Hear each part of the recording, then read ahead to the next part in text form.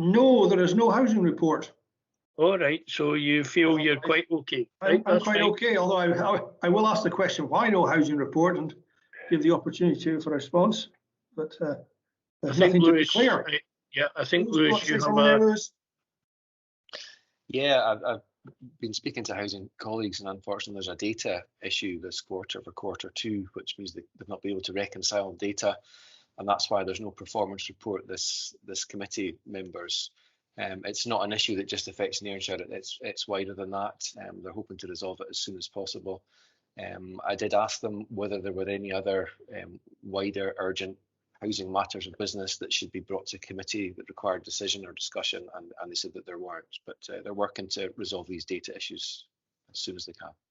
So apologies for that, members. Okay, thank you very much for that. We're now moving on to Ross's contribution for the Scottish Fire Rescue Area Committee performance report, and we look forward to that. So it's over to you, Ross, please. Thank you. Thank you, Chair. Thank you, members, for the invite to discuss the Scottish Fire and Rescue Service quarterly performance report, and also any other fire and rescue questions you might have. I will be happy to field them at the end. You should have all received a copy of the quarter two performance Nairnshire Committee performance report, and so I'll briefly go through each of the sections, and then happy to take questions either at the end, or feel free to raise your hand and interrupt me at any point, and we can have a discussion. So if you don't have a copy of it, I can share it in the communications bar. Is everyone happy for me just to continue? Are we all content we have access? Or yeah, we're all content we have access. Okay. Ross. That's great. So overall, activity across the Nairnshire area has been low for ourselves, which is welcome. And historically it has been low. So I'll go through each of the performance indicator areas. So starting with accidental dwelling fires. So in the reporting period from July to September for quarter two, we just had the one in the Nairnshire area, and we continue within the service to provide home fire safety visit, education, and also our community action team and our staff at Nairn Station going out and doing home fire safety visitations. I got asked a question at the Inverness Committee about the installation of the new law that comes into force at the end of February 2022 with regard to the installation of smoke detection, and that's obviously very welcome in terms of the likelihood that that's going to alert people to fires. But what we need to do, and what we continue to drive to do, is change the habits and behaviours of people who live within their homes in terms of smoking, drinking and cooking. The vast majority of our accidental dwelling fires are attributable to cooking activities. As we come up to the festive period as well, and we're slightly off the area, we've got our thematic action plan. We'll continue to go out and recognise that that's a time where dwelling fires traditionally across Scotland increase, but as you can see from our performance in Nairn and Nairnshire, it's been low. So that's accidental dwelling fires. Moving on to our fatal accidental dwelling fires, we haven't had any in the reporting period. I do recognise that we'd had one in April, unfortunate, but prior to that, looking at the previous 5 years of data, we haven't had any. However, we never get complacent with regard to that, and I know that Nairn, we're coming up to the 23-year anniversary of the incident at the harbour.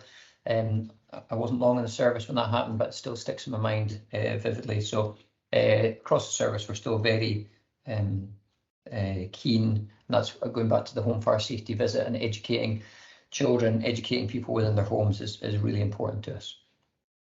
Anyone questions up until now? I think we're fine, thank you. I think if anyone has a question, Ross, we'll just invite them to put a hand up, and once you finish the section, if we have any hands up, I'll refer to that. Okay, thank you. No problem at all.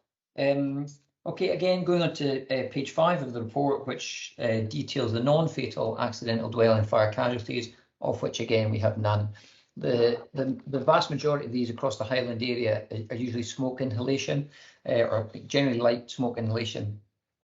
In Highland area and Nairnshire and Nairnshire, we have a good working relationship with the ambulance service, and quite often we will request the ambulance to attend as a precautionary measure if someone has what we consider to be smoke inhalation, even if the individual themselves kind of protests.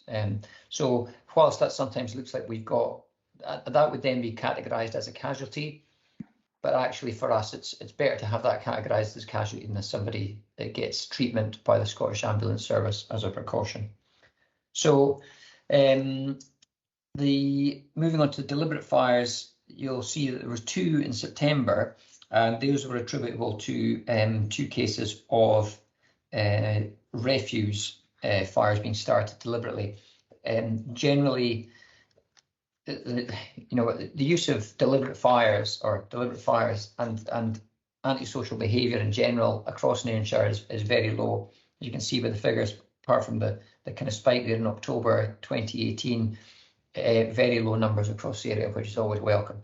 I think we have the advantage as well in Nairn and a lot of our areas. A lot of the people who work for the Fire and Rescue Service and the retained station have connections within the town, strong connections, and that link is sometimes enough for children children, young adults, or not to be using fire for antisocial behaviour methods.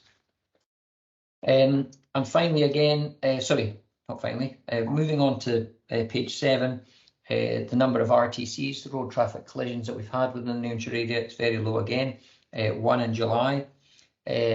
So Nairn Station itself, though, has responded to road traffic collisions, but they're out with the Nairnshire area, if that makes sense. So they'll go and assist their colleagues in the forests, so across the border into Murray and across the border into Inverness-shire. So they have attended incidents around the Tornagrain junction there, but because that's in the neighbouring reporting period, it's not actually put down as within Nairnshire. So the station continues to respond, and once we get the ability to go back out to the secondary schools fully, we're trying to re-engage with them with regard to road safety, recognising that 16, 17-year-olds, 18-year-olds, when they start getting their driving licences and getting out on the roads, as my own 18-year-old has done in the last couple of months, I know that education in that will be picking that up again in 2022.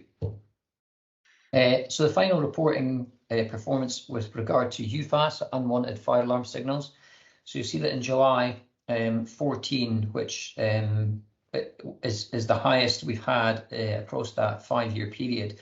And again, that was attributable to 2 premises within Nairnshire providing care. So there were difficulties and there were underlying issues with regard to residents and with regard to the alarm systems. So they've been our prevention and protection staff, our auditing officers, have engaged with those premises, and you'll see that from July, the spike in July has progressively come down. In the middle of this month, you may have seen that the service consulted on what's called our UFAS policy, unwanted fire alarms activations policy, and that's with regard to how we continue to respond to incidents that occur at non-residential or non-sleeping accommodation. So places within there that have had issues in the past are some of the retail premises on the high street, the golf clubs, for instance. So it's the consultation is more about how we challenge the calls, or how where previously we would immediately send a resource. So in order to reduce the road risk, reduce our carbon footprint, and ensure that we've got resources available if there is an actual incident, then that has been consulted on. It will not affect our response to sleeping accommodation. So our main offenders, in inverted commas, which are the care homes and hospitals and such like, will continue to get a full response. So that's urban. So that's the unwanted fire alarm signals. And finally, station availability. The availability of staff, we've got a full complement of staff at Nairn at the moment, which is very welcome. But you'll see from that we've got 98% availability. So we have at least one appliance available in there 98% of the time. The second appliance has been unavailable 32% of the time.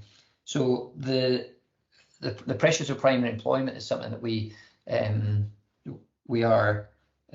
recognise, and we're working closely with the staff, the watch commander, Gordon McLean within Nairn, and looking to increase that availability.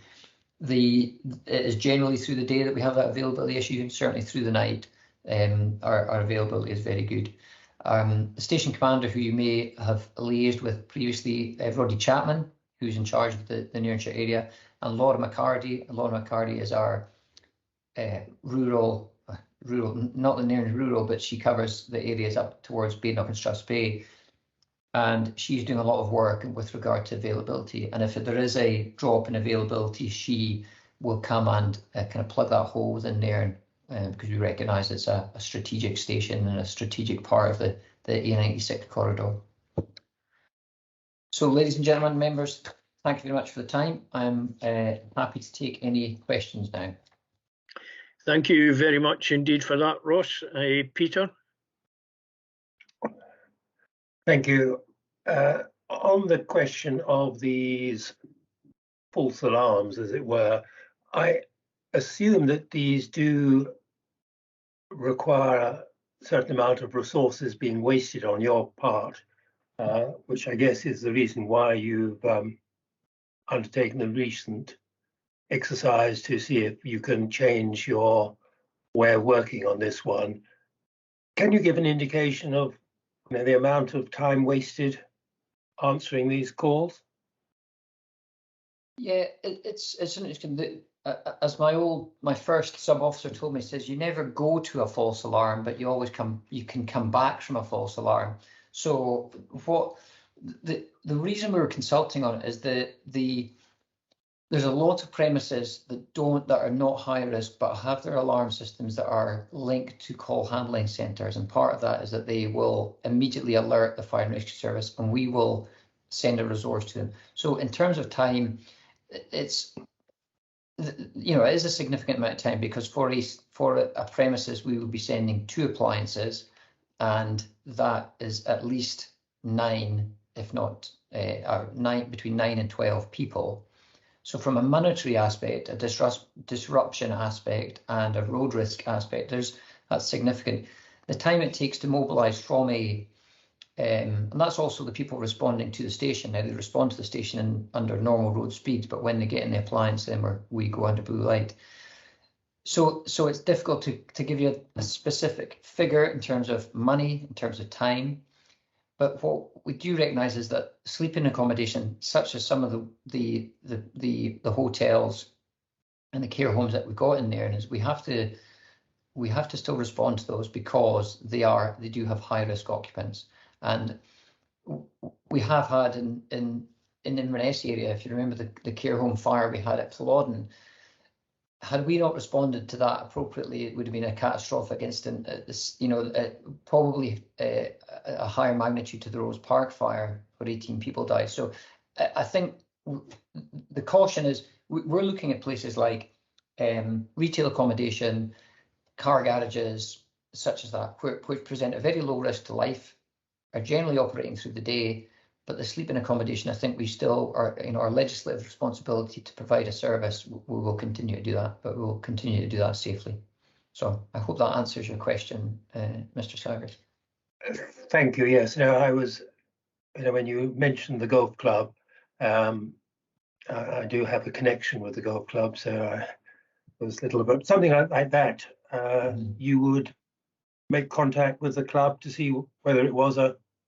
Yeah, so we would, if the alarm goes off, we would then what they call challenge. That sounds a bit abrupt, but it basically just to gather information with regard to what has actually gone on. Because at the moment, if in the kitchen of the golf club they're making sandwiches or toasties and such like, and they set off their alarm, we would be mobilising a resource, even if the person says, "Oh, we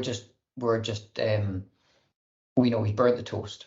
And so don't say anything. We are still, at the moment, because of our control operating procedures, we will send an appliance. Whereas if the consultation comes out, as I suspect it will do, in that kind of case, we would challenge it, say, no, we've burnt the toast, we're ventilating the kitchen, doors are open, no need to send an appliance. So that will be the kind of case where we would reduce it. And places like the golf club, you know, like I say, don't present a high risk to us in terms of life.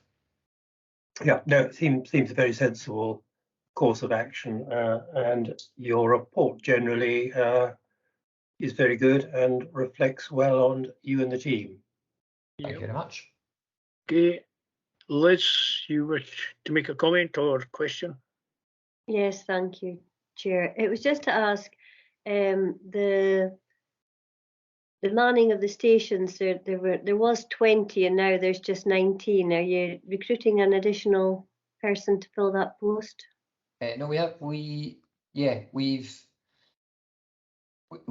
continually recruiting. That Laura McCarty and Roddy Chapman who said that a lot of retained stations, people's Nairn's very buoyant, I would say, in terms of the staffing, and they've got a really good station there, managed very well, and we continually try to get all our stations to the full establishment, and we're quite lucky in Nairn that the people's primary employers, or we have people who are self-employed, and the commitment has been very good. So our target is always to have full establishment. So being down at 19, we'd certainly be looking to recruit that additional member of staff. If we dropped below what we would call our availability, so there are two different types of contract people can be on. One is a 90-hour contract, and one is a 120-hour contract, and that provides so that you're contracted to provide 120 hours of availability.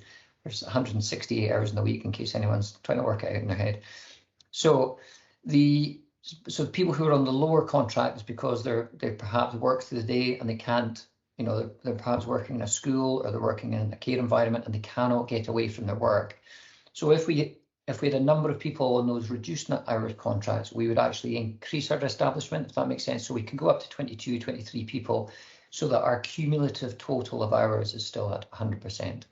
But yeah, we work, and Gordon McLean and the crew in Nairn consistently identify people within the area. And fingers crossed, Nairn is probably one of our, or has historically been one of our best stations in terms of its availability and in terms of its staffing, and because there are quite a lot of people within that kind of live within the what we call the turnout area for Nairn station. So.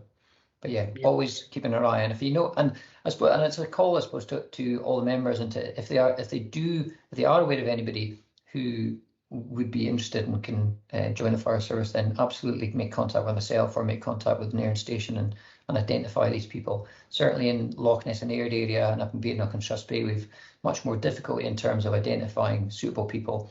So any help from members and any help from community councils is absolutely welcome. Thank you, Ross. Okay. Anybody else? Any thoughts? No? Well, thank you very much, Ross, for that. In passing, you mentioned the tragedy a number of years ago where the youngsters were, there was a fatality and 4 youngsters who died. That whole weekend, the service, I was actually a minister in Nairn at the time, and they dealt with some of the officers who were really obviously deeply distressed. But beyond that, what folk forget is there were road traffic incidents as well, fatalities. And over that weekend, apart from the 4 youngsters, the station had to deal with other fatalities, in fact, and road traffic incidents. And we forget that these guys, you were mentioning 120, that kind of triggered my little brain. Probably some of these guys did about half of that over a weekend, because they were never really on a shift pattern. They were just perpetually available, and when the alarm rang, they had to go. So over a weekend, some of them were really, really exhausted mentally and physically. And I think sometimes we forget that. We look at the incidents separately, but cumulatively over that weekend, it was absolutely draining on the station.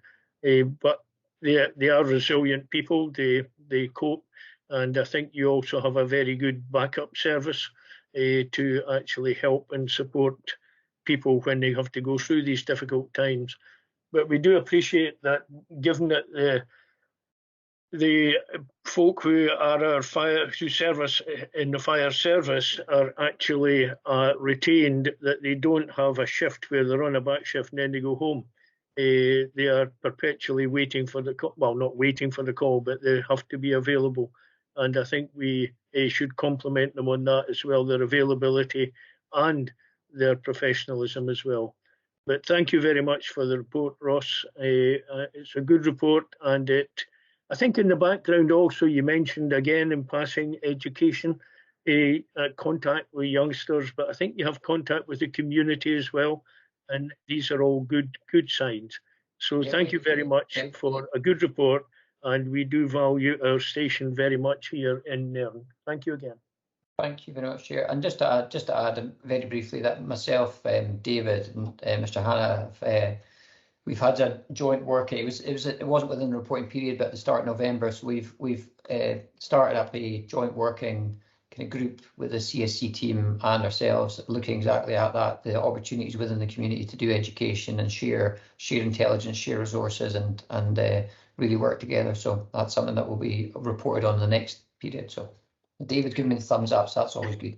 Don't say thumbs up to shut up, Ross, and get going. We've got a lot of work to do. So thanks very much for your time, everybody. Could be dangerous. Could be dangerous. Right. Take care, Ross. Thank you very much indeed. Thank you. Thank you. Okay, folks, we are just invited to comment on and scrutinise, and I think we have fulfilled that function on the performance report. We're moving on to the Inner Murray Firth proposed local development plan. And I see Scott in the background and Douglas supporting us. Kate's around. David will keep us right as well.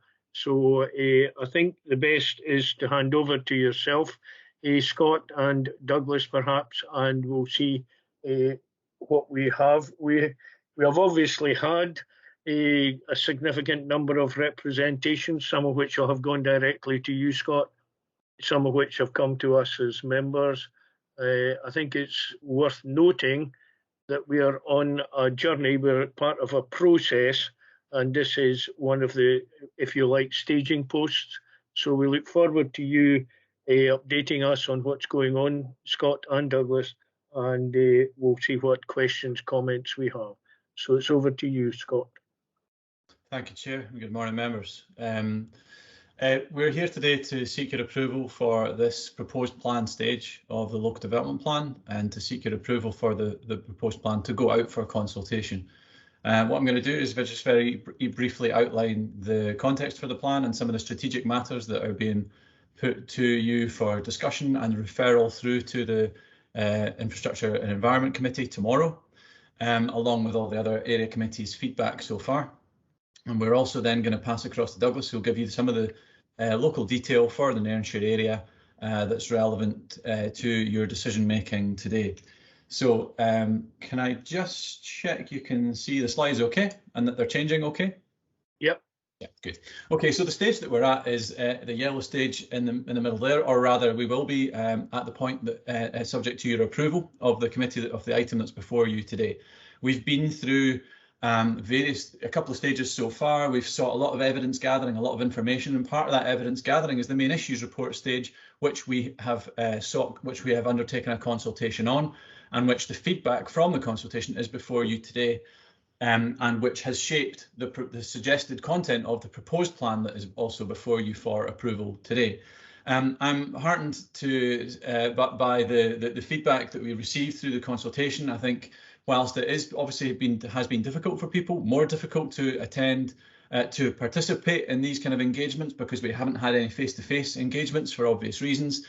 We have seen a record number of representations received, and I think that's testament to the work that the team's done to reach out to folk and make sure that everyone's aware of the plan, aware of the main issues report, and aware of the opportunity to provide feedback, not least writing to every single address in the Inner Murray Firth area to make them aware of the main issues report consultation, but also finding other ways to make sure that people had the chance and knew how to provide feedback. So what we have done is processed that feedback and presented it to you today.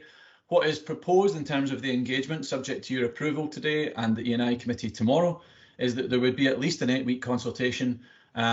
Once we have assembled the proposed plan in full, it will then be put out for consultation, roughly around March next year. And obviously, it would be hoped that we could have face-to-face events alongside the more electronic engagements that we've been having and promotion activity that has been successful. But obviously, we would be hoping to have those events if restrictions allow. Moving on to the strategic matters that are covered in the plan and which we're seeking any feedback from you on today. There is a spatial strategy that is there for your comment today. And one of the particular changes that has been made, having considered all of the feedback received from people within the Nairnshire area or at least the representations made on the Nairnshire area, is the addition of a tourism growth area, so-called sustainable tourism growth area demarcation, if you like, around the Nairn and the Nairnshire area. So we've added that on the back of some feedback from community representations, whereby there was a call to show that there was tourism, Nairn was a tourism asset to the Innermurray Firth area, alongside ones like the Loch Ness tourism corridor that was identified. So that's an addition that's worth flagging up to you on that strategy map. But that sets the strategy for the overall plan, and it's accompanied by a settlement hierarchy that sets out really the likely priority, order of priority, or hierarchy rather, where development is promoted. So it's typically the settlements towards the top of this hierarchy where the greatest proportion of development has been allocated, and it's the settlements where we have identified particular sites for future development, like Nairn, like Aldern.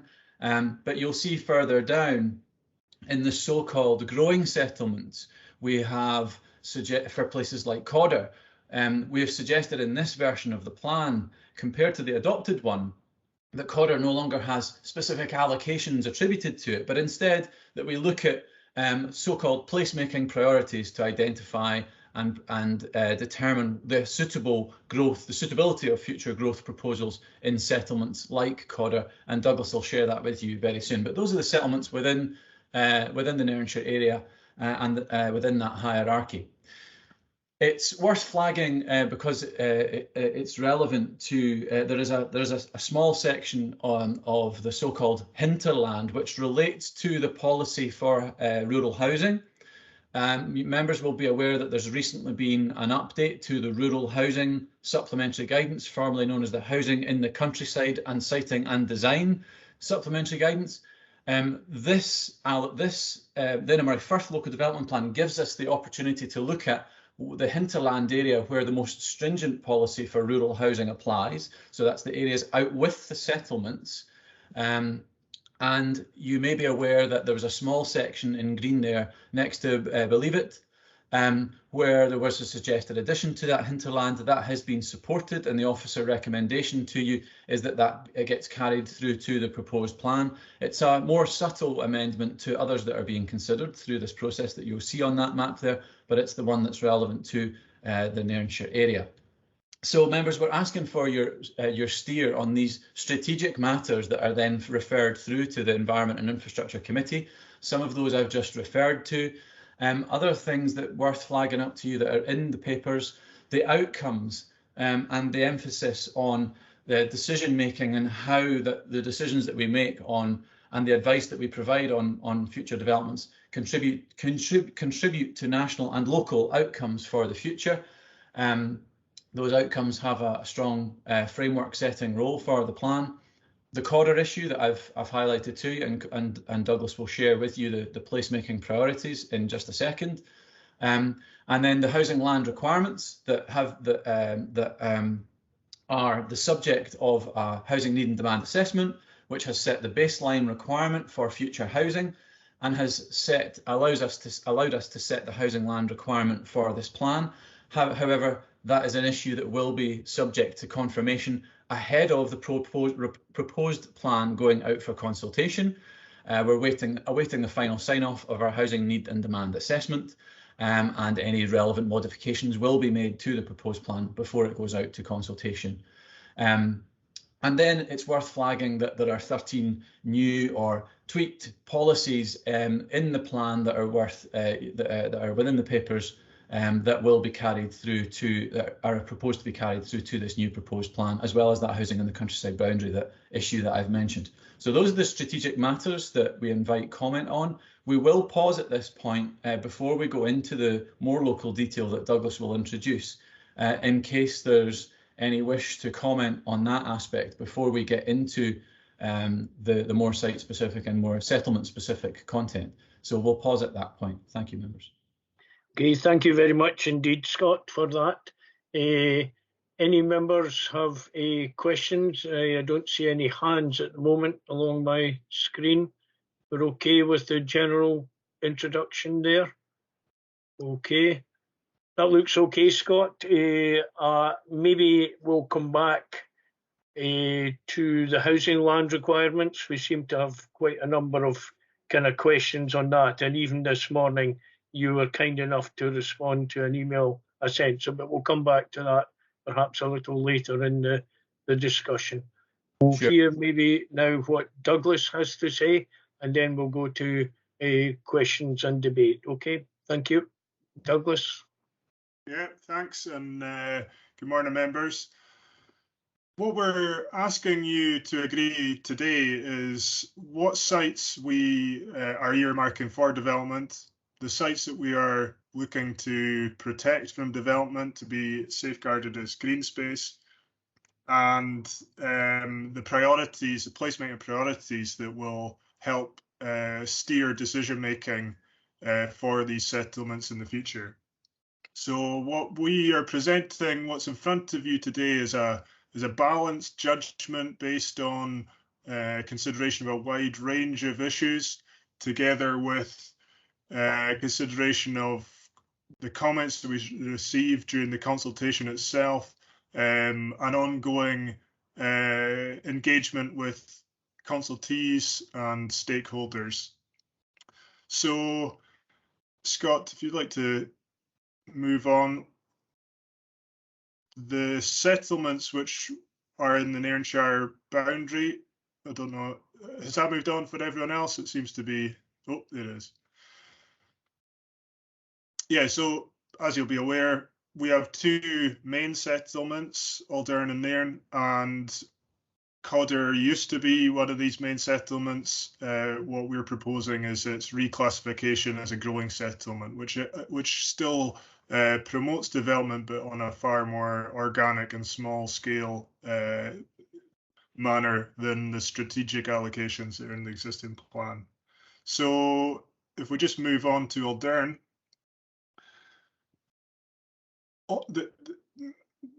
Aldern's obviously been a popular village, but it has limited range of facilities, and the primary school, for example, is forecast to be under pressure in the future. And although there's scope for expansion within the school, a 2-classroom extension is forecast, as I say, for those next 15 years. So in the main issues report, we didn't actually prefer any of the sites. We're trying to take a cautious approach and have developers justify more the sites to be included. And based on the feedback we received during that consultation, we are recommending a fairly modest allocation on the east at Meadowfield.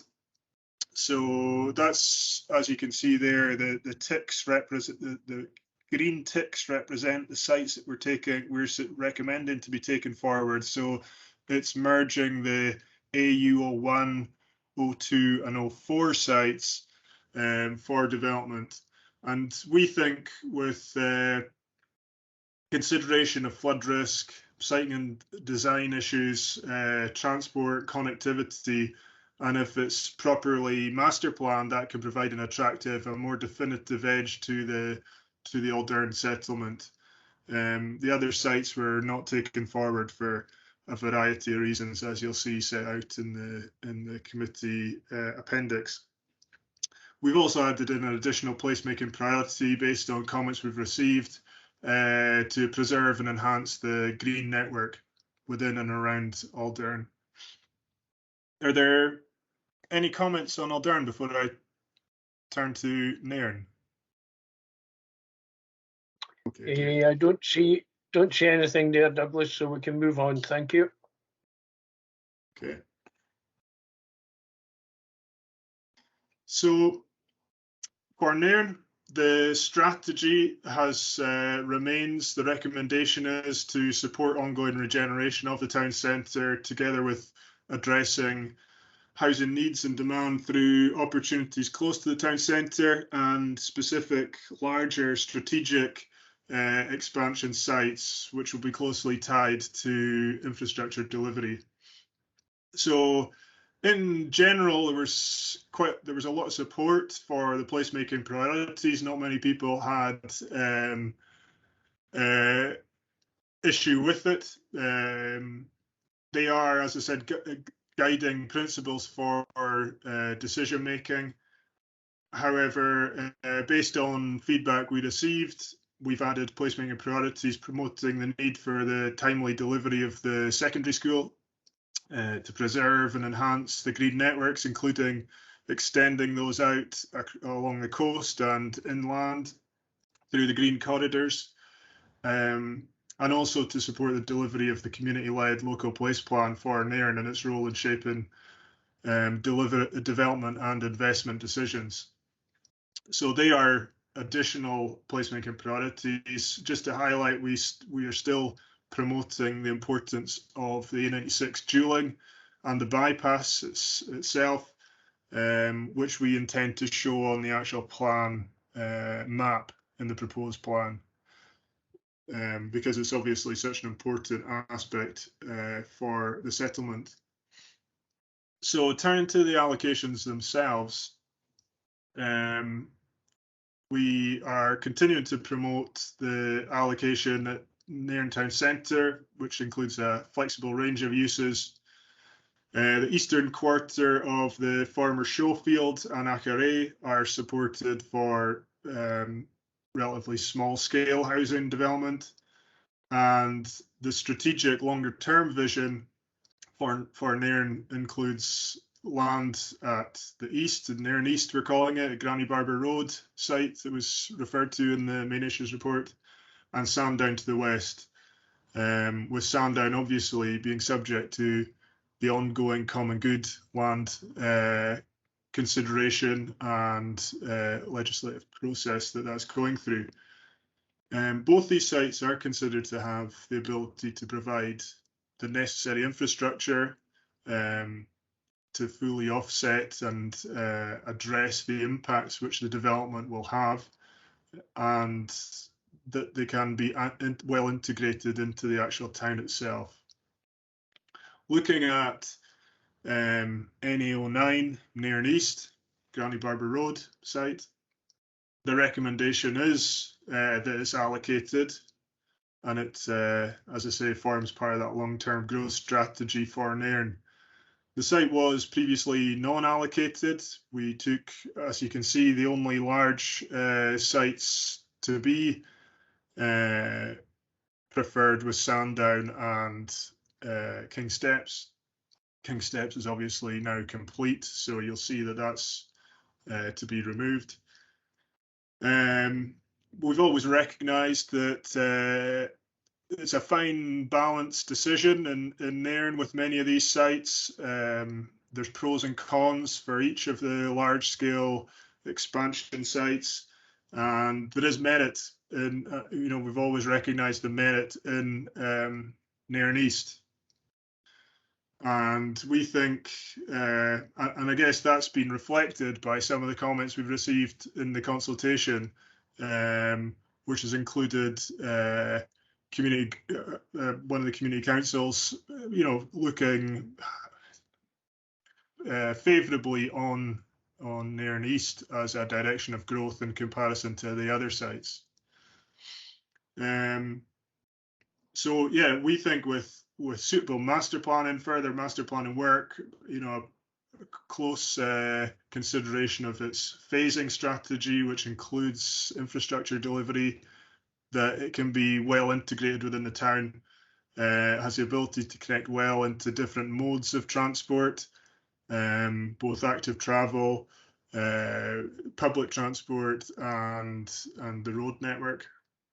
It doesn't suffer from some of the physical constraints that maybe some of the others suffer from, and the scale of the development allows for a longer term view in terms of infrastructure delivery. So there's still key issues that need addressed: flood risk, again, connectivity to the town and to the Balmakeith area, education provision, and wider impacts on the transport network.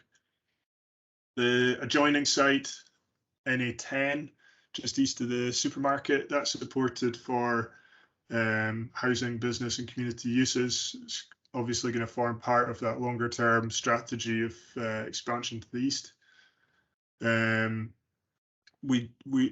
Despite the site being promoted for a range of uses, including retail, that's not a use we're supporting in this plan. So yeah, it's, as you'll see from the table there on the right hand side, it's not just housing that we're promoting. There is a range of commercial opportunities within the town, including the town centre allocation, Sandit down, the sawmill at Nairn South, and the Nairn East allocation. But there's also opportunities within the settlement development area where there's a presumption of favour of development. So there's sites within that, including undeveloped plots within Balmakeith Industrial Estate. So just turning to the other sites, the key sites that were shown as amber there that we aren't taking forward. Nairn South, despite its proximity as a crow flies to the key facilities, including the rail station, the town centre, its reallocation is not being supported, as there are still significant concerns over its impact on the transport network and its ability to accommodate that large-scale growth. Delnies, at the time of the main issues report, there was considerable developer interest, and they've already got an extant planning in principle consent there. So if they had moved towards getting a full planning application consent, we would be obliged in some respects to allocate that because it was likely to come forward. But given its detached nature, we are taking that forward. And that brings me to the end of Nairn. Do you want me to move on to Codder just briefly, and then could return to Nairn? There's only a couple of points to raise at Codder. Yeah, I think that would be fine, Douglas, if you do that, and then we can come back. Okay, thank you. Yeah, so for Codder, as I said, it's moving to a growing settlement status. So we're still, as the placemaking priorities highlight there, we're still supporting small-scale infill growth and rounding off. We have, we've responded to comments. Only the trustees of Codder Scottish Discretionary Trust objected to this position. But they didn't provide a satisfactory justification for retaining that allocation. Based on comments from the Codder Castle Limited company, we are proposing to amend that first placemaking priority just to highlight the redevelopment of brownfield sites, which we think is a worthy addition. So all in all, just a further refinement of what we've put forward in the main issues report for Codder. So happy to take comments on Nairn and Codder. Maybe if you go back to the map of Nairn, please, just so we know what we're referring to. Okay, folks, we are open now for any questions, comments. Anybody? I would go. We most recently had a representation from the consortium representing Nairn South, wondering if why they're kind of dropping out. Do you feel that there's no value in keeping them within this at the moment, even allowing for the fact that the bypass is likely to go ahead and retain some interest in that area? Just an open question. Douglas or Scott? Yeah, happy to come back. Yeah, the bypass doesn't add any, doesn't relieve any of the issues for the site. The transport issues still remain the same, which is you'll be well aware, Balblair Road and Codder Road leading to the underpass, and then when you even when you come out of that, it's a difficult area to upgrade given the pressures on it. So the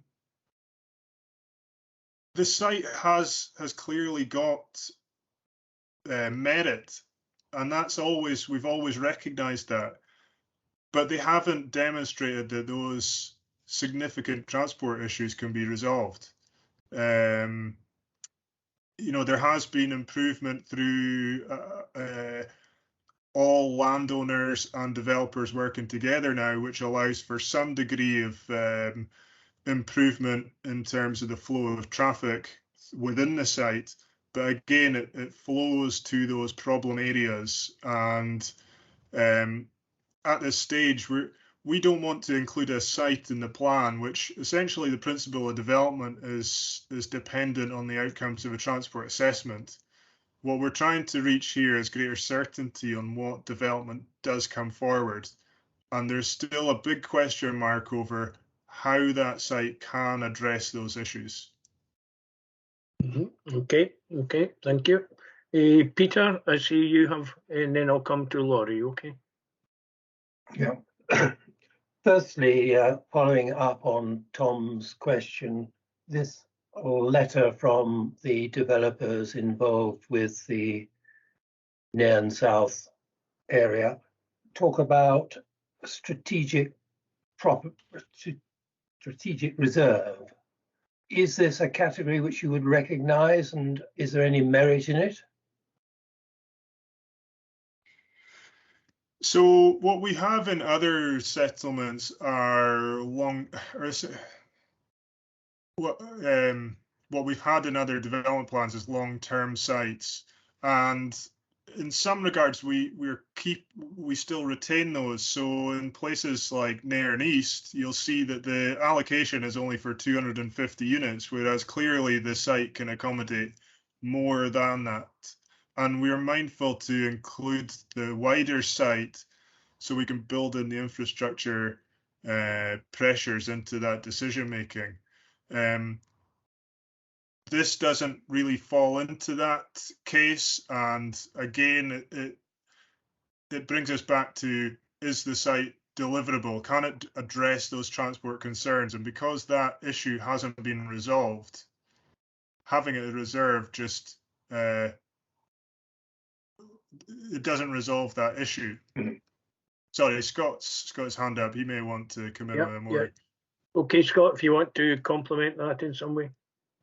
Yeah, sure. I would just say that, yeah, as Douglas has mentioned already, clearly the site does have merits, not least as a potential sustainable transport proposition, a site that has potential for sustainable transport provision to connect to the town, to connect to the station.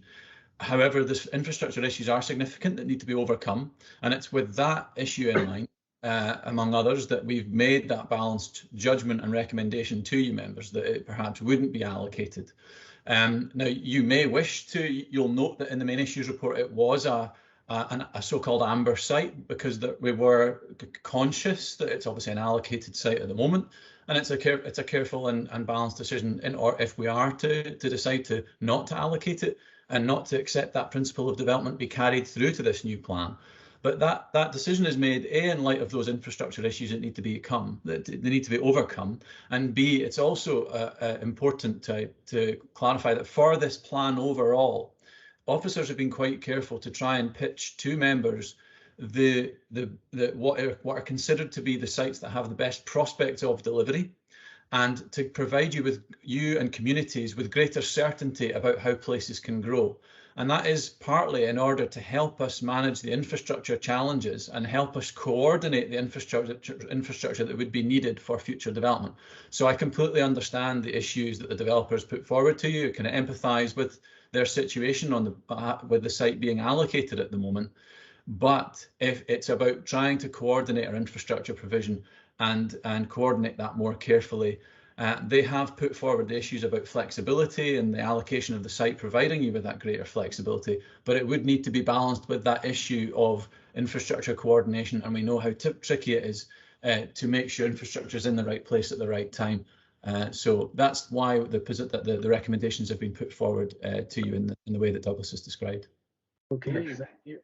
If I may come I was just back. going to say, Peter, follow up your question. Yes, please. Thank you, Tom. My question was a general one rather than a specific one. No, they're talking about areas being identified as strategic reserves. Is this the equivalent of your amber designation? No, no, not as such. Though. So the red, amber, green flagging was purely for the main issues report stage in the process, to show what the preferred or non-preferred or possible status was of those sites. When at this point in time we're asking for this committee's steer on the settled view on which sites we wish to be put forward in the proposed plan as the sites that we wish to be identified in the end as the allocated sites for future development. It is an option available to us to put in longer term sites. However, we do think that it's not something that we've done in this plan, because we are trying to make sure that we're being more coordinated on where development happens and how we plan for that. Thank you. Okay, I hear what you're saying. Turning to the Nairn East sites, I don't see very much in the representations made to you that would change the designation from no to yes. There is support from Nairn West Community Council for a site that's not within their area. And we know why they have offered support for this, because they don't want any development at Sandown. Can you please tell us what has changed your mind? Yeah, I'll answer it. Yeah. Yep. I think it's just worth highlighting what the local development plan is there to try and identify the areas that can accommodate growth. And as set out in the local development plan, Nairn sits at that top tier of the settlement hierarchy. It's a settlement. It's the principal town in Nairnshire, the county town, and that's reflected in the first of the placemaking priorities, which is the aim there is to strengthen its role. So it's got a wide range of facilities, recognising that there are obviously some that are under pressure, but it's a focal point for growth. So we need to ensure that the sites we allocate have the best prospects of development. So when the main issues report was prepared back in early into the summer of 2020, that position had sites like Delneys, as I said, that were coming through the pipeline. There was, we still hear there's developer interest, but there was active interest in that site, and there was a real prospect of what we believed was that site would get planning permission. So taking that into account, and what we had pushed for, obviously, with Nairn South being an allocated site in the plan, and obviously, ongoing developer interest, we thought those sites at that time represented the best prospects of development. But since then, Delneys has not come forward any further, and given its detached nature from the settlement, its proximity to key facilities, that's not a site we're really looking to support. Nairn South, again, it's not been demonstrated that they can deliver those changes to the road network to accommodate that site. Nairn East, yes, it was shown as red, and I guess, unlike many other red sites, we were recognising that there was merit in it. So it was a marginal decision, as was put forward in the main issues report, and over time, and with further assessment of how Nairn East can be delivered, we feel that should be recommended. That should be form part of that long-term strategy for Nairn. So. Right. Yeah. I'm a little confused, because you talk about long-term strategy in this instance, but you don't want to consider long-term strategy in connection with the Nairn South. And it would appear that what is driving the preferred status of the House Hill land is a need to meet perceived numbers of new houses in Nairn. Would that be correct? Sorry, I see Scott's got his hand up, but yeah, I was just going to say, Scott, maybe okay, between the two of you, Douglas and Scott, work that one out. Yeah, Scott, do you want to come in? Yeah, I can come in if you like. I mean, the rationale for identifying sites for development at all is to meet future requirements that have been identified. And what is before you is the suggested, or the recommended suite of locations that are considered to be most suitable to meet that demand and those future requirements. So the answer to your question, I guess, Councillor Saggers, is yes. I mean, we have identified sites, including the one there, to meet future requirements, and the recommendation that's before you is that Nairn South wouldn't be allocated, but the one at Nairn East would, because of various reasons and factors that are set out in the papers, and which Douglas has attempted to summarise to you. So I guess the decision is with you on whether you want to go with that recommendation, whether you agree that Nairn East is a site that has merits in terms of becoming part of the urban fabric of Nairn. We think it has merit, but it has the potential to provide the short and then through to the medium and longer term need for the town in a location that can be managed and coordinated, and we think that's easier than some of the other sites. So hopefully that helps. I know we're kind of repeating ourselves a little bit. Yeah. Sorry, if I could it's just a single point there, which I don't think I addressed in your comment, Councillor Saggers, which is Nairn South has particular concerns. We have particular concerns about Nairn South that we don't think we're not comfortable with allocating at this time, because they haven't demonstrated that they can be overcome. whereas Nairn East, we think there are no major physical barriers like that to development. So as Scott said there, it can deliver from the short term through to the long term to satisfy growth. If we were to allocate Nairn South, we still don't know whether that site can ever really come forward addressing the transport issues in a satisfactory and viable way. Whereas in Nairn East, we believe that can be achieved. Okay, I'll be quiet for a moment and listen to what questions colleagues have to put forward. Okay, Laurie, you were in the queue. Yeah, the first thing is I'm really now struggling to follow some of the conversation because the clarity of the map is not good.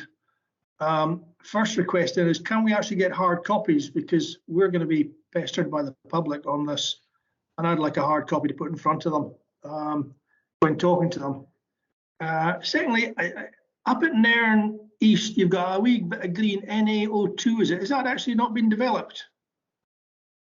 Because if so, we're sort of a wee bit out of date here. The other one I'm trying to is next to Gordon Sawmill, where you've got the wee green tick. And I can't make out, there's two wee parcels of land there for development. Is that for, that my understanding is a zone for industrial development, not housing.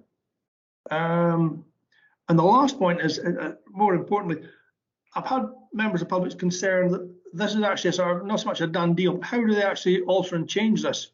Because if this goes through as it is, their concern is that because the local plan has been set up this way, that's it, and anyone can come in and do what they want as long as in the local plan.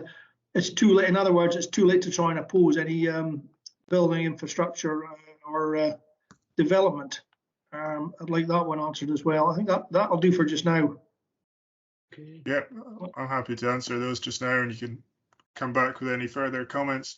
Touching on NA02, yeah, that's the King's Step site. Again, it's one of the reasons why we've chosen to really consider the other all options in there. And that site's now completely built out. When we first started putting that site forward, it only really just started on site.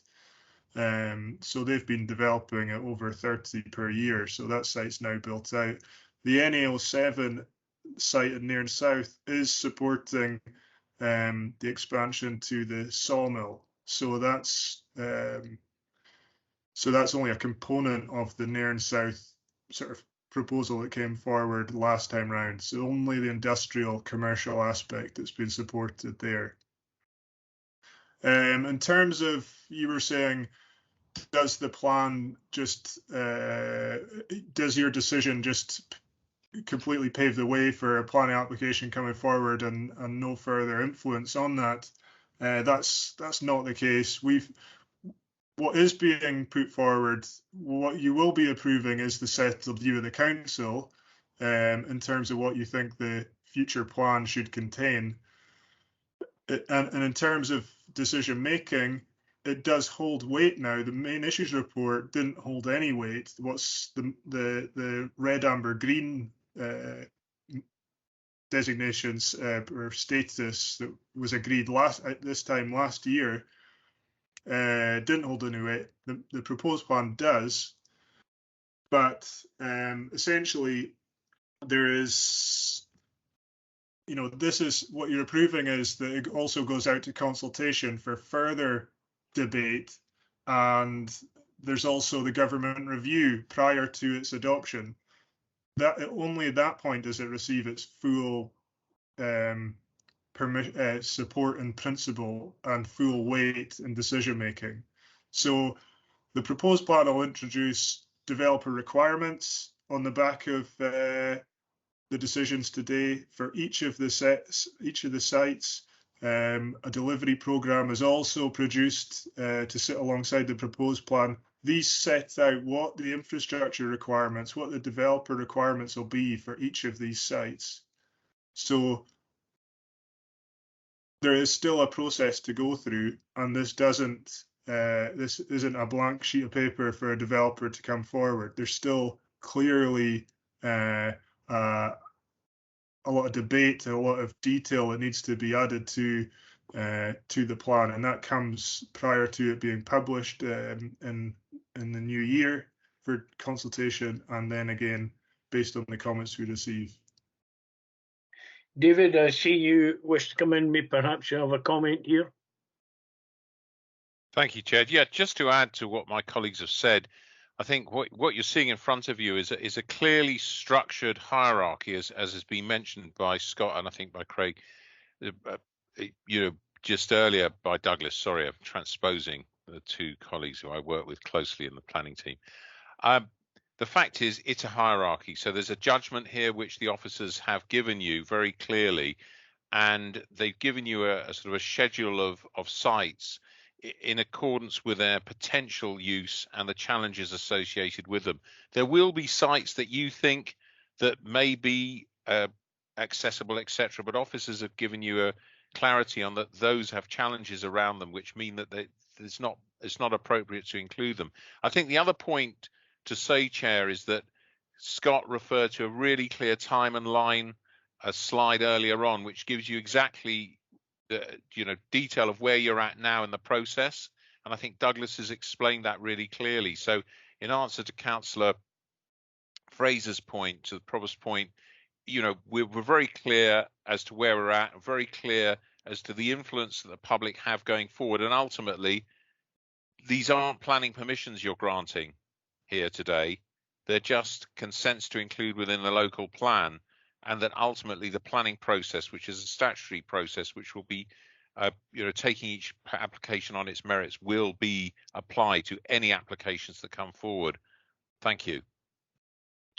Thank you very much, David. Laurie, do you want any further comment or follow-up before we go to Liz? Yeah, just can we get actual plans sent out to us for our constituents and for clarity as well? Scott? I'm happy to come in on that, Chair. Yeah, it's just to say that, yeah, absolutely. Of course, we're happy to provide the maps. The maps will, of course, your approval of the content that's before you today will allow us to prepare the proposed plan, and those maps will themselves become the maps that represent what's been agreed today and at all the other committees, and is then subject to consultation. So whether it's this one that you would like in the short term and or the future ones, absolutely, more than happy to provide those. Chair, if I may, I just want to, for transparency, I think it's worth drawing members' attention to the fact that for all or part of site NA09, one of the matters that may have caused some confusion amongst the community is that the developers of that site, the agents of that site, did instigate a so-called a proposal of application notice process for that site, parallel to the local development plan. We're obviously trying to encourage a plan-led process where the sites are allocated and then that leads to applications. Sometimes, of course, as you're aware, people can can instigate a planning application process at any point for any parcel of land they wish to, providing the landowner is notified. That is what the landowner and agent has done for that particular site. So it may have the risk of causing some confusion out there, whereby we're trying to keep it organised, have the plan process take the lead, and then lead to planning applications. However, they have sought to start that process off, but it's worth flagging that those are two parallel processes that are underway, and we may get to a point where an application is before us. They may not, and obviously whatever the status of the site is at the point that the application is determined will be taken into consideration at that time. It's difficult to know what they will do next. But obviously what we're trying to do, and the opportunity for us today, is to make the plan position as clear as possible for our future decision making and advice. Thank you. Thank you very much, Scott. Okay, Liz, you've been very patiently waiting. Yes, thank you, Chair. I'd just like to ask a couple of points. The first one being on the sites that have got the red crosses in them for not going forward. So when Scott and Douglas are preparing the plans to go forwards, these sites, instead of having a site identified with a cross in it, they'll just be removed for the future consultation. It will just be the plots that are going forward with recommendation for a to actually be delivered on. And the other question I had, it was on the green spaces map. So I don't know, are you going to lead on to that, or it was part of the document that was sent out to us? And my question on that is, I agree with the green spaces that have been set out in the map, but I'd also like to know, why has the wetlands at Sandown not been identified as a green space? I thought that would have been integral to any future development or anything going forward on Sandown. So thank you, that's my question. Yeah. Okay, Liz, thanks. Douglas, you want to pick up on that? Yeah, certainly. So in terms of just looking at Sandown,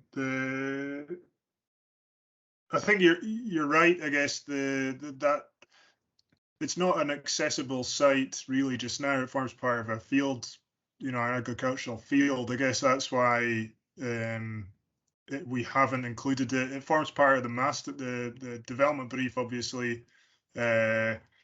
So we could look to include it, but again, there's a lot of it's similar to Nairn East. That site will have a large allocation over it, but again, there's a lot of land there that wouldn't be developed. There's floodplains. There's the Aldern Burn, which is proposed as a sort of green corridor, recreational corridor that runs through it. So I think as these sites are developed, we'll know the detail of what the actual green networks and green spaces will be. Sorry, what will also be added to the green networks, green spaces map are green networks, which is probably the best feature we can, which is those areas. So they're not cherished green spaces just now, but they are important corridors which again which will be safeguarded from development.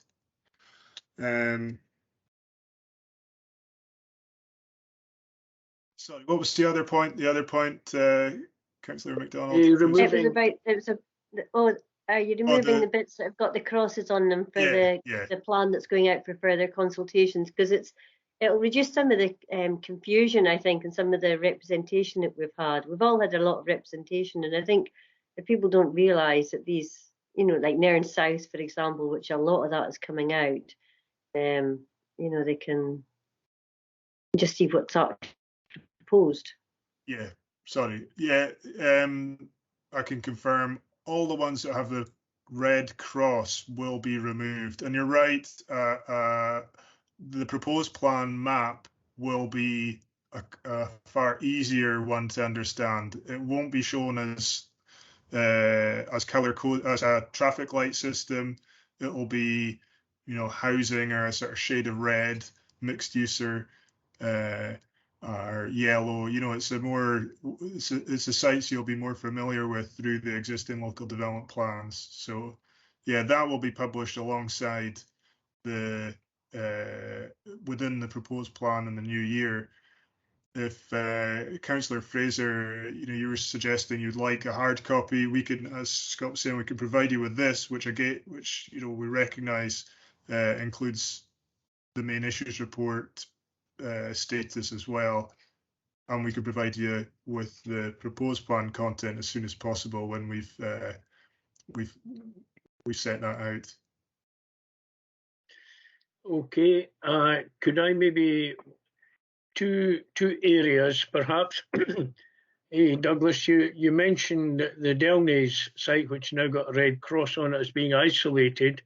If at some stage in the future, whenever that may be, that Sandown goes to a point of planning, but per se looking for planning permission and actual development, then the Delnay site is not so remote. Would that potentially change its status, or are you just feeling it's too far out anyway? So that's maybe one area to maybe clarify for me, please. The other one, slightly different, maybe off the beam a wee bit, and if it is, you can no doubt correct me. We have, and we heard about it yesterday. Peter and I were on a somewhat soggy journey around play parks yesterday, but we heard about the whole idea of community land for food growing and areas like that. Would that come into this form of planning, or is that just something that's kind of ad hoc, that we find a little site somewhere and we plant a couple of potatoes in it kind of idea? That's maybe a bit too trite to say it that way, but you understand what I mean. So the whole idea around Delnays and the whole idea about kind of the potential for food growing, which seems to be promoted now in and through the authority. Yeah, I can answer that. Delnays, I think at this stage with Sandown not being delivered as it was previously envisaged and the common good consideration there, it's premature to start thinking of development beyond it. There could be merit in the future, a future plan review, but I think it's dependent on what happens at Sandown. And what we don't want to happen is for Delnays to be developed and Sandown not to be. Clearly, that wouldn't be a logical expansion of the settlement. So, future plan reviews. That's the time where we would consider these sorts of sites and see how things have changed and what the merits are of that proposal at the time. In terms of food growing, I think that's like clearly something I would see as within the local place plan. Finer grain detail. They could identify sites, identify what the priorities are. The council's also got its food growing strategy. I don't know if Scott or David know more about that, but yes, I'm happy to come in on food growing here if you don't mind. Yeah, I mean, we're working with officers, and there has been a dedicated officer identified in post now for food growing. So we're working closely with them on opportunities across Highland. The local development plan needn't necessarily identify those opportunities. They're typically more small scale, but I think alongside that, there's more significant ones like the one that's actually identified in the Sandown development brief, in terms of there being a local food growing allotment space there. So I think it's a combination of opportunities. If there's more significant ones, we can identify them. We can make them requirements of particular sites, like we've done with the Sandown one. But in other cases, it's more opportunistic and small scale and needn't necessarily be referenced. I hope that covers the point. Yep. Okay, thank you very much. Back to any members want any follow-ups, any other clarifications, whatever, from folks present? I think the one that we kind of went around was the Nairn South, and if we accept what you're saying, and I see quite clearly that the traffic issues are pretty horrendous there, even with the bypass. Is there any of the, dare I say it, Red Cross areas that we are not content with at the moment, or would wish further debate around when we're looking at the map here? We understand that the King's Steps one is built out, so that Red Cross doesn't apply, but the others, we content with that?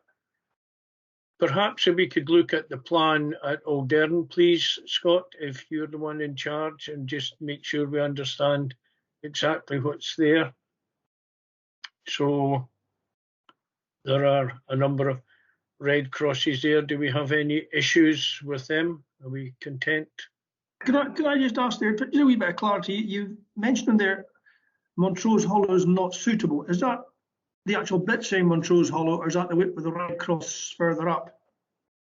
Yeah, that's the area with the Red Cross. On a plan there, it looks like a sort of natural rounding off of the settlement, but the single house development down Minus Road would result in a kind of convoluted access point. Yeah, So it would okay. be snaking round the back of those houses. So we did push for them to try and find another alternative route, which could be through Steady. yeah, but again, it's that didn't come forward. You know, they had an opportunity to try and work with a neighbouring landowner, and that can't be resolved. So that was the reason why that wasn't taken forward. Okay, thanks. So we're content with that, folks. Now, that seems to me to be the only level of kind of any decision making, accepting your recommendation there. We have a whole range of noting, and we understand. If I'm correct here, and perhaps either David or Scott or Douglas can correct me if I'm wrong, what we're establishing here is a baseline going forward that then gets gathered together and will go out for consultation in the new year for further consultation. I think I heard 8 weeks mentioned, so it would go to an 8-week period of further consultation before the ultimate finalisation of this as the plan. Would that be a reasonable interpretation, Scott, perhaps? Do I need to change that? See, I'm getting a thumbs up for David to come in rudely without my hand up, so I'll take that. Oh, my apology, David. I looked, the screen changed and my vision is somewhat different. Okay, Scott, go. If you don't mind, Chair, I will revisit that process diagram, purely because it helps to illustrate the point and confirm the understanding. You are correct, and that the plan on subject to approval today as the final area and local committee, and then the strategic committee tomorrow, subject to their approval. The plan will go out for public consultation around March next year. The legislation calls it the settled view of the council that is being agreed. I think that's rather confusing because, of course, we are then going out for consultation. The diagram in brackets refers to objections. I prefer to call them representations. Legislation calls them representations. Supporting and objecting comments on that proposed plan can be made through that consultation that would follow early next year. And those would be reported back to committee to confirm what position is then put forward to what's called the examination stage. So whilst we are agreeing the settled view of the council, we then get the chance to see those comments, review them, and decide what issues we put forward to the independent examination carried out by an independent reporter at a subsequent stage. So whilst it is that settled view we're asking you to approve for the Nairnshire area, along with what's agreed by the strategic committee tomorrow, it is subject to consultation, and that is then fed back to committee. Right. Okay. I see your hand up, Laurie. Just a quickie bit. Going back to Cawdor, there was no plan for Cawdor, but I do recall that Cawdor had sort of long strings of areas where they were developed. It was down the Newton Road because there was nowhere else in Cawdor that could actually develop. Is that still going to be in for Cawdor, or are you just leaving foot with just small infills within the village itself? I'll let Douglas answer that and then come to you, David. Is that okay? Right. Okay, Douglas. Yeah, so for Cawdor, there is no map with allocations and a settlement boundary. There's a map for reference, really. The main thing that's going to steer development is the placemaking priorities. So they're the guiding criteria for planning application decision making. And really it's of a scale that's rounding off an infill. The adopted plan, as you say, it was 285 houses, I believe, that were allocated for development. That's a fairly significant growth in any settlement, let alone Cawdor. So our position was that given that our focus is on trying to deliver development in the most sustainable places that have public transport, that have school capacity, that we don't take forward Cawdor in that same role. We take it forward as a growing settlement with small scale development. Okay, I got that. That's fine. Right. David, Thank you, Chair. I think just a couple of points. The first one is on what Scott said. I think if Scott can explain just one point, which because my understanding is once it receives settled status, it becomes a document of note, which means it can be referred to, and I think that's an important point for members to know. Scott will correct me if I'm wrong there.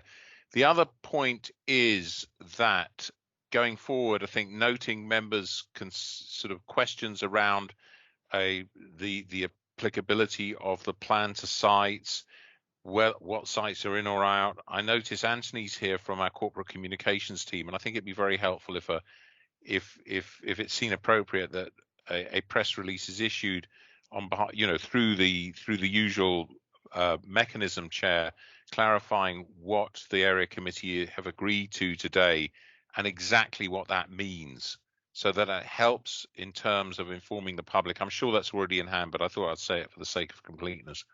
But the key issue there is that point about the influence of the plan once it's gone through to this settled view of the council stage. Thank you. You content with that, Scott? You want to make any contribution there? We're okay. Well, I assume Anthony will be there. Anthony will be giving us a summary of what would be appropriate, and we would have an opportunity to comment and have an input on that. David? Okay. Are we okay with that, folks? Right. Thank you, Anthony.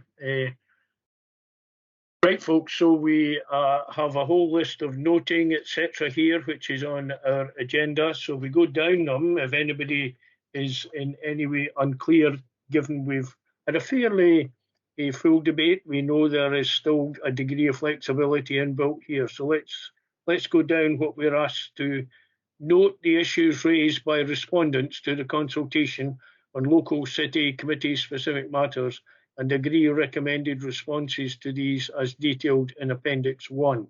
Okay, so we've had a look at that. Note the issues raised by respondents to the consultation of strategic matters and officer recommended responses as detailed in Appendix 2, and recommend to the Economic and Infrastructure Committee the committee's view on these strategic matters. So again, we've had a fair old clarification of that. Note that additional supporting documents will accompany the publication of the proposed plan, including those outlined in Section 3. I also remember that one of the areas that's been raised with us is the whole idea of a housing needs analysis, etc. And Scott has made it quite clear that there is going to be final confirmation. There is a clear steer and sense of direction as to what that involves, but there is going to be a final issue on that. That be fair, Scott? That be a fair interpretation? Okay. Yes, and the matter has been reported to the Strategic Committee tomorrow as well in full. Yeah, okay. Thank you very much. Note that minor presentational, typographical and other factual updates and changes will be made by officers, with any material changes to be agreed in consultation and agreement with the chair of the relevant committee or committees prior to publication. In line with government guidance, to agree for the published Inner Murray Firth proposed local development plan to be treated as a material planning consideration, and that's your point, David, in making planning decisions and providing advice, and agree the approach to consultation outlined in Section 7 of the report. So that seems to me we've had a fair chance to talk around that, and we accept that. So I think it's for me to thank. Tom, sorry, can I just one slight thing on the item 4? Any material change agreed in constant agreement with the chair of the relevant committees. Perhaps maybe just because it's Nairn, we should have actually an individual briefing of any changes. Well, if there's anything significant, I think Scott and Douglas know us well enough. We could have that conversation. If it's anything other than typographical, we can certainly make sure elected members. I don't think we keep secrets from each other as members, but yes, I take your point, and I think we'll do it that way. Okay, I don't think there'll be a problem. Okay, thanks, sir. Are we content with that then, David? Sorry. Just to be really clear about that, Chair, what you're saying there is that you're not interfering with the with the recommendation, just that in the event of there being material significant changes that may affect Nairn, that officers will make you aware of those. Yeah. Well, Thank I mean, my view was that was quite clear. That anything that was deemed to be material, that there would be a conversation in the initial stages with myself, and that we make it absolutely clear to members if there is any material consideration, at least they are fully aware of it. So it's a communication issue, I think, David. It's a absolutely. Thank you, Chair. That's. I just wanted a point to clarify. It doesn't interfere with the governance suggested. Thank you. And you're quite content with that, Scott, that we do it that way? Absolutely, that's fine. Yep. Okay.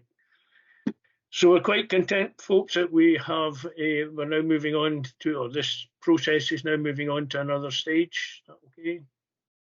Well, Scott, Douglas, as usual, thank you very much. There's a lot of detail, a lot of work goes into all of these reports. So thank you very much for all your work and for your presentation, for the clarity, answering questions, etc., etc. We really do appreciate that, and no doubt there will be further discussions to be had at some stage in the future. But thank you again for your work, and thank you for being here today. Okay, thank you, gentlemen. Thank you, Chair. Thank you, members. Okay, now we have Richard somewhere in the background there. He's now put his camera on, so that will frighten us, but never mind. So there we go, Richard. We welcome you here, Richard. We have the area roads report, so I don't think I'll say anything else, and just hand over to yourself and you can take us through it. Okay, thank you. Thanks very much, Chair, Board Manager, members. So this report is an update report for updating members on the progress achieved with the prioritised list of structural capital roadworks for the Nairn area this year. So members are merely asked to note the progress. It explains how much capital we had this year, where it came from, and the engineering logic behind the works identified. The works were agreed, the programme was agreed back in on the 10th of March at the Nairn Area Committee, and at that time our budget was identified as about £500,000, which is roughly double what we had the previous year, for which we're very grateful, as part of the additional monies allocated for roads capital over this year and next year. Subsequent, and that included the £100,000 specifically allocated per ward. Subsequent to that committee, as part of the Highland, the Health and Prosperity Fund, further capital was allocated as well, which was another 130-odd thousand. So we've ended up with over £600,000 of capital to spend this year, which is, as I say, very welcome, because that's about, that's well more than double what we've been getting of late. And then the report goes on to explain, as I said, how we go about deciding what goes into the programme, just reminding that similar content was in the original report back in March. But there is also a section 7 in the report which talks about additional capital funding for strategic roads. So that is in addition to the monies I've just spoken about. So we had even more money to spend, which was again very welcome. So the detail of that and was all went into well, that was agreed and detailed at Environment and Infrastructure Committee, excuse me, on the 5th of May. And then there was a further update to that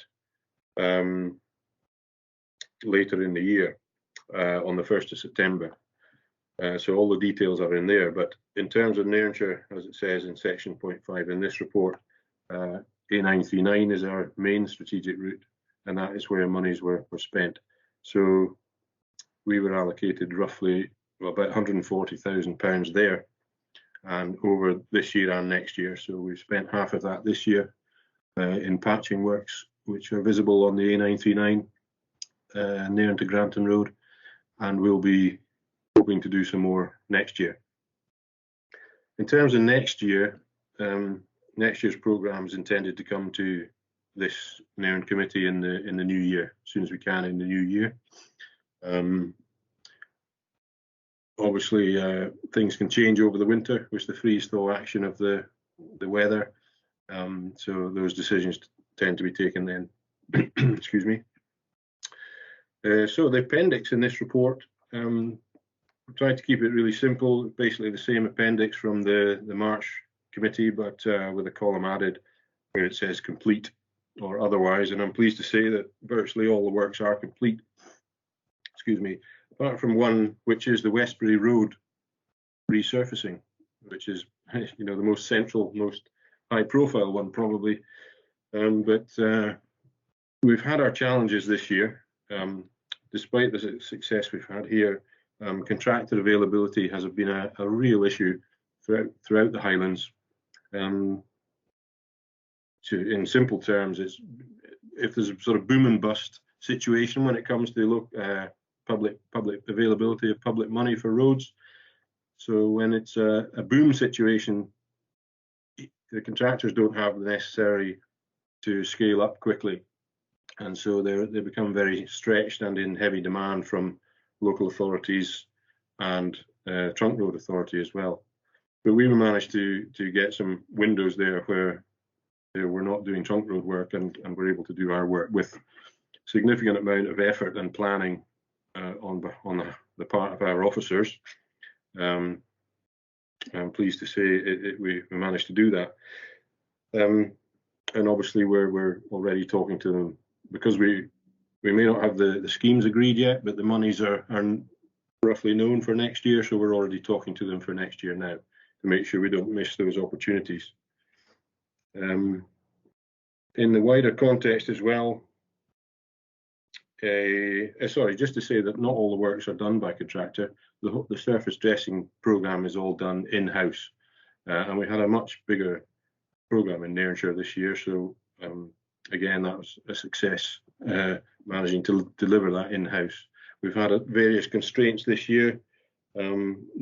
It's a common knowledge that drivers around the country are in short supply, and when we have a retirement and need to recruit a new driver, it's proved to be very, very challenging this year. So again, we've managed to overcome these challenges, thankfully. There's been a large focus Highland-wide on Highland roads recovery in general. That's part of the council's programme under the Health and Prosperity banner as well. And so wherever we can innovate and pool expertise together, working with partners and stakeholders, and using all available budget streams, then we'll continue to do that. And the Scottish Timber Transport Scheme is one that Nairnshire has benefited from on the Corder Road recently. Excuse me. So the next opportunity we're hoping we may be able to get there is the road between the Hedges and Howford Bridge. So be able to update members as well, hopefully on that at the next committee. So other than that, from a roads perspective, it's business as usual at the moment. We've entered the winter season. We have obviously resources are now delivering the winter maintenance service. We're reacting to storms such as Arwen that we had last weekend, which kept a lot of our operatives very, very busy in antisocial hours. And officers are attending to, as I say, next year's work programme and the usual inspections, network control work, and liaising with stakeholders and partners continually. And our operatives, in addition, will be doing usual cyclical works through the winter, dealing with drainage issues and all sorts, from replacing signage to cutting scrub, filling potholes as usual. So that really summarises the report, and just would invite questions from members now. Thank you, Chair. Thank you very much indeed, Richard. To anybody, any questions, comments, whatever? I would simply say recently there was an issue up at Codder. I think it was just a few weeks ago or less, and there was two levels to it. One was simply leaves had blocked a drain, causing a bit of distress to some people, and it turned out there was some overflow of sewage as well.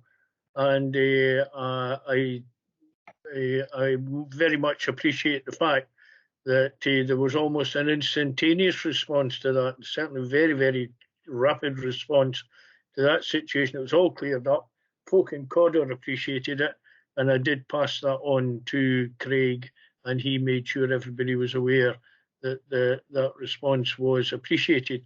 So apart from all the planned stuff that you're referring to here, there's obviously various ad hoc stroke emergency stuff, and the fact that that was responded to very quickly certainly was very good on a health, well-being and a safety issue, and certainly didn't do the reputation of the council any damage, quite the opposite in fact. So I have said thank you, but I do so again publicly that was a very good response to a very difficult situation.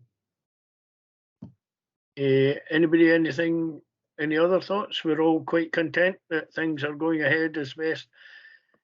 We do recognise contractors, you know, that there's a whole issue there, and also just yesterday we were hearing not just about contractors but about supply of materials as well sometimes, you know, in the present situation. So we appreciate you're under various pressures and you seem to be coping with them well. David, an input? Thank you, Chair. Just very briefly, just to add my thanks from an officer base through you, Chair, to our colleagues in the roads operations team in particular. Amazing response and always there for us. And I think just to emphasise, it gives me an opportunity, which was remiss of me earlier, Chair. Obviously, Lewis is now formally in place as ward manager for Nairn and hitting the ground running, as you know, on many different aspects. And I will work closely together with Lewis on emergency planning, and will still retain responsibility for that as the lead for Inverness, Nairn, Badenoch and Strathspey. So you can be assured, Chair, and the community of Nairn can be assured that they have every support needed to manage emergency situations going forward from the whole team. Thank you. Thank you. So again, Richard, very appreciative of the work you do, and we hope that the winter may not be too unkind to you and to your staff. We do appreciate the work they do, and again, as I say, just make sure they do know that we appreciate them very much, and indeed yourself in that job. Okay. Thank you very much, Chair. Members, I'll make sure that gets passed on, and they'll be grateful for those words. Thank you. Yeah. Okay. Thank you very much indeed, Richard. Thank you. Okay, folks, we are moving forward. We have an item, Nairn Common Good Fund. Oh, my apology. Just formally, we are asked to note the progress achieved with the prioritised roads programme for our area. So we so note. We had already decided the priorities, and we note the progress being made. Nairn Common Good Fund, Q2 monitoring, and I think, Lewis, you're going to be handling that one for us, so it's over to yourself. Thank you, Chair. Yep, members, I would like to briefly introduce the Common Good Fund Monitoring Report, which sets out the position of your fund as at 31st of October 2021. And it provides an update in respect of current Nairn Common Good Fund issues. The report benefits from two appendices which detail revenue activity in Appendix 1 and also investment performance at Appendix 2. And I would ask members that you scrutinise and note the expenditure position, and also ask that members note the property maintenance expenditure undertaken as listed in section 4.5 in respect of urgent action that was deemed to be necessary. You'll also note, members, the continuing pressure on the fund from reduced income this year, resulting from the absence of both the fun fair in Nairn and also the Nairn Games as a result of COVID. Although there's been some additional income from the recently introduced car parking charges as reported at section 4.3 of the report, which has helped to mitigate that slightly. Other than that, Chair, I've nothing to add, but I'm very happy to take questions from members. Thank you. Okay, thank you. Any questions or comment? We're okay. I think just in passing, and it's not, oh, Peter, yep. Thanks, Tom. Following on from the meeting Tom and I had yesterday with Debbie Sutton and Mick Hamer and our visit to the play parks, it was apparent that a sizable sum of money needs to be spent on these to reopen certain of the facilities on these play parks. And I would draw colleagues' attention to the significant surplus we've made on our investment with Adam & Co. And what I would propose we do is to receive from Debbie Sutton and Mick Hamer their costings for the replacement of various items of equipment and repairs generally, so that we can get these facilities opened fully for our young people, and to consider at our next committee meeting agreeing to take sufficient of the profits we have made from our investments to fully fund the cost of the improvements to the facilities in Nairn. We have got two other sources of funding from the Scottish Government and from the allocation of, I forget what it calls itself, but the £100,000 the ward received. So we've set aside £10,000 of that for play parks, and we could utilise that for areas out with the town and concentrate on using the common good money to update the play parks in the town itself, which I hope David would agree would be an appropriate use of common good money.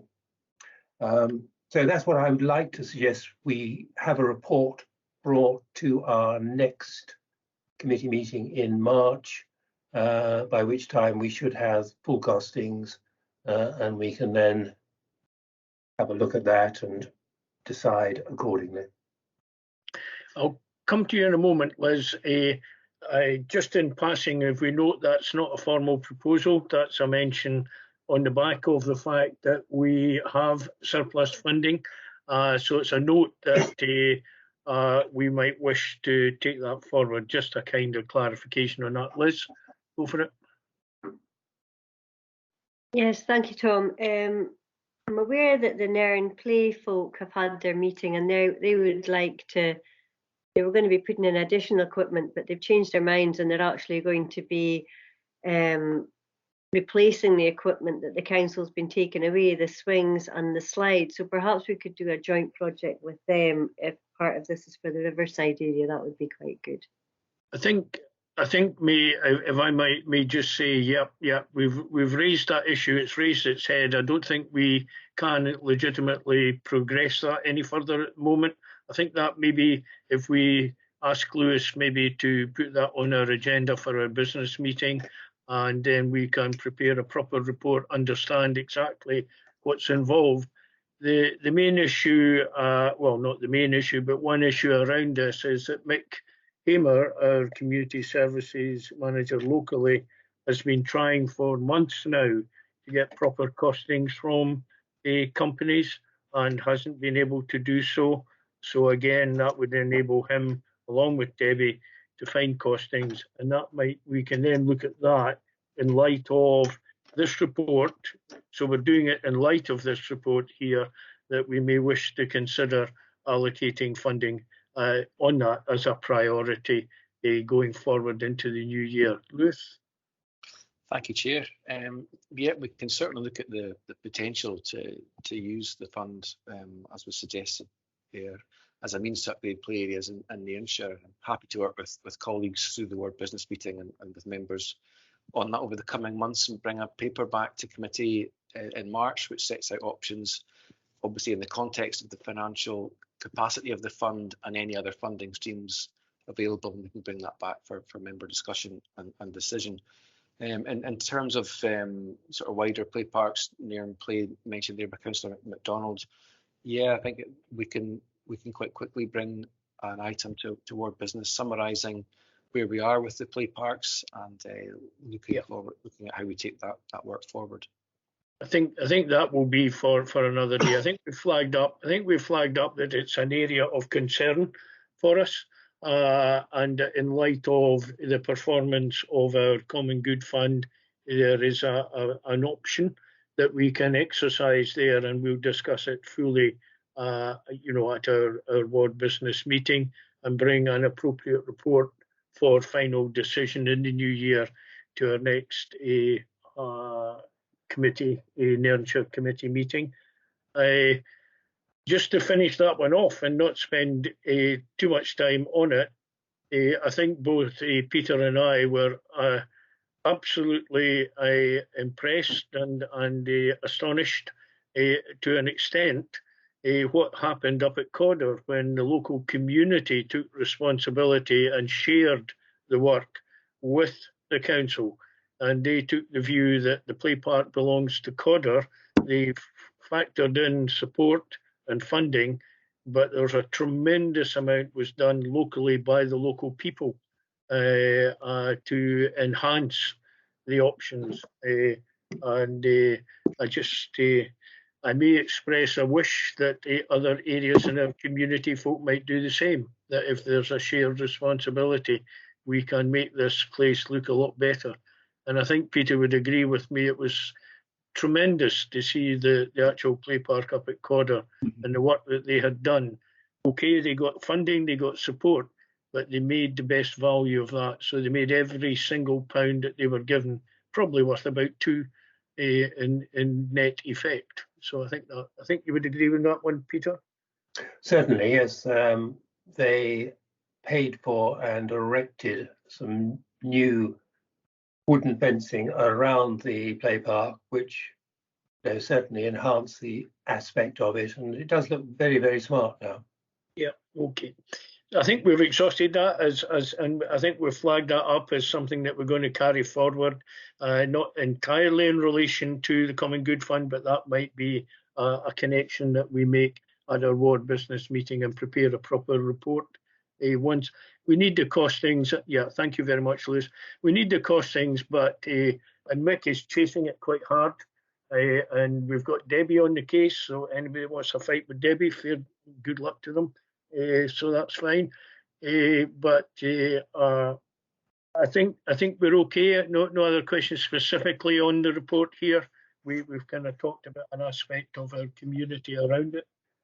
So we look at what's here. We are asked to scrutinise and note the position of the Nairn Common Good Fund as shown in the Q2 revenue monitoring statement against budget, and it's better than we thought, and agree to homologate spend within Q2 undertaken in respect of urgent necessary repairs, interventions due to health and safety concerns and or to prevent further degradation of Nairn Common Good Fund property, and we're content with that.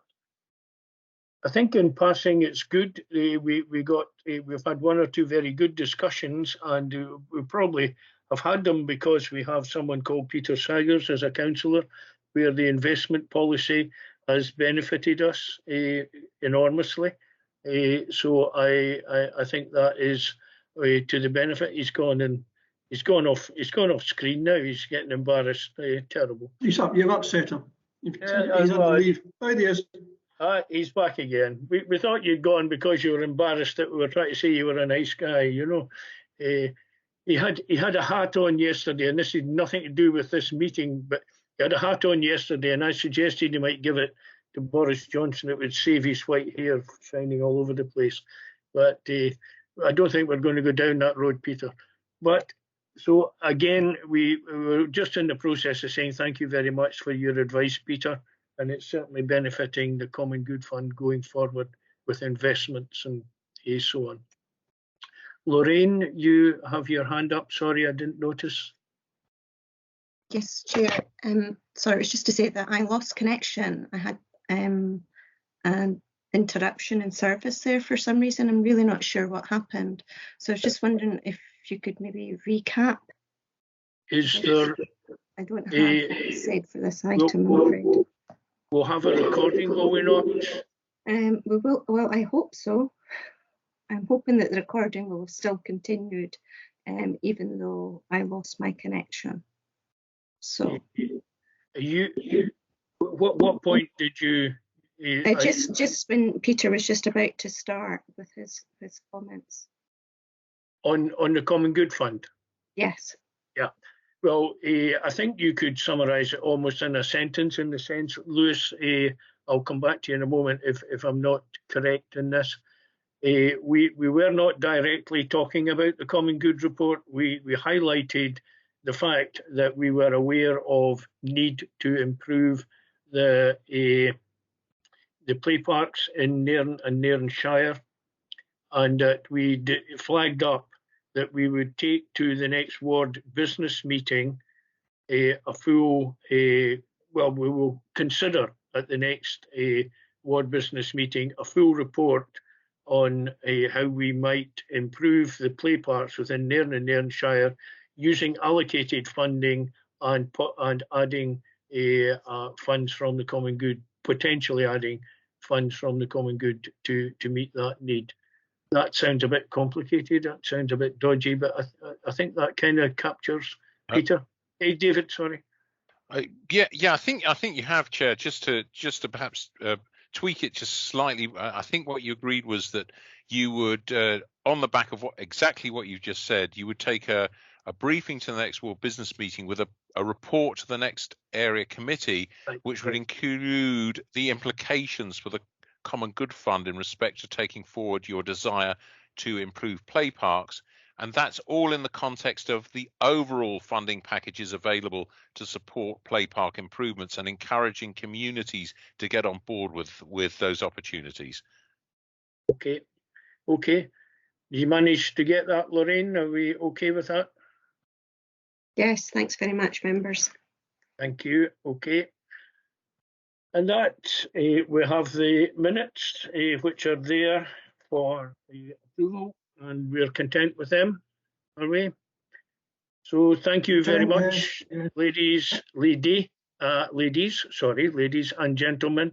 Has your face unfrozen, Liz? She was at the dentist. That's not too personal. It's okay. No doubt. She wasn't out in the cold at Clodymos, so she's fine. But so again, thank you all very much indeed, and we shall meet again, not in not too distant future. Okay.